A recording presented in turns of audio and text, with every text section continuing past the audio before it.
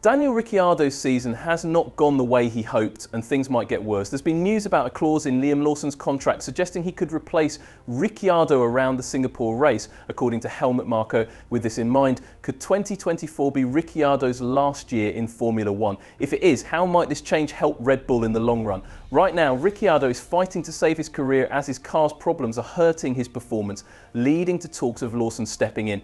Besides Helmut Marko, who recently commented on the second seat at Racing Bulls, a well-known Dutch media outlet, Ziggo Sport, famous for often leaking accurate information, has revealed an interesting detail. According to their report, Lawson's contract includes a clause that guarantees he will participate in at least 5 races in 2024. If true, this leaves Red Bull or Racing Bulls with just 2 more races to use their current lineup before making changes. Given that the second seat at Racing Bulls is the only spot yet to be confirmed for next season, it's likely that Lawson will take that position if the team gives him a chance. This news was shared by a close associate of Jack Bluish, who has a solid track record of providing reliable information on such controversial matters. With Racing Bulls reportedly facing internal challenges, there appears to be a strong possibility that this scenario will unfold. We should keep in mind what Marko once said: Ricciardo's only shot with this team relies on him outperforming Tsunoda significantly enough for Red Bull to consider him as Verstappen's teammate. But looking at the present situation, things aren't in Ricciardo's favour. The downturn started at Spa, where he was apparently promised a second Red Bull seat, only for the team to stick with Perez instead. The meeting that was supposed to decide the drivers' lineup didn't focus on that at all. Instead, the team talked mostly about car performance. Red Bull has now lost its lead in the Constructors' Championship and seems likely to keep struggling on upcoming tracks. Right now, Red Bull has bigger issues than who will race alongside Verstappen, who himself is not confirmed beyond 2026. Meanwhile, Lawson seems to be a perfect long-term fit for the Austrian team. When discussing the future of Racing Bull's second driver, Marko explained why he's so keen on getting Lawson on the track. The main reason is that Max might leave Red Bull soon, especially with new rules on the horizon. Since Max is a 3-time world champion, they'll need fresh talent to fill his shoes. Right now, Tsunoda still has moments where he loses his temper and swears, and while he's a good driver for Racing Bulls, the team doesn't see him as the top guy once Max is gone.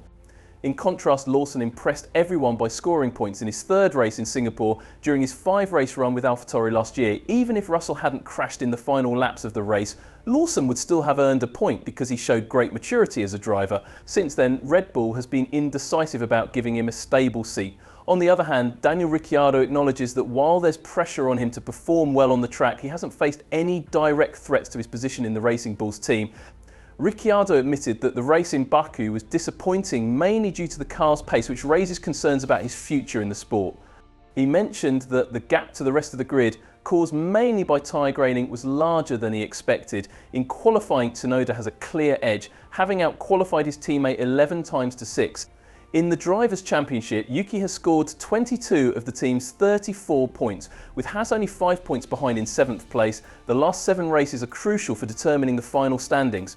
For these teams, every position is vital because finishing 6th instead of 7th can mean millions of dollars in prize money. This might give Racing Bulls another reason to let Lawson race in some of the upcoming events. They want to see if he can perform under pressure and score even a single point, which could make a huge financial difference. On the other hand, things aren't looking great for Ricciardo.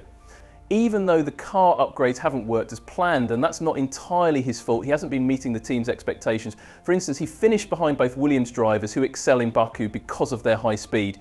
If 2 top drivers crash and you're still not in the points, that's not the kind of performance you want to be known for in F1. With Yuki, you could almost always count on him to hover around 11th place, ready to take advantage of any crashes and score some crucial points. However, this strategy allowed Haas to sneak in 1 more point in the Constructors' Championship.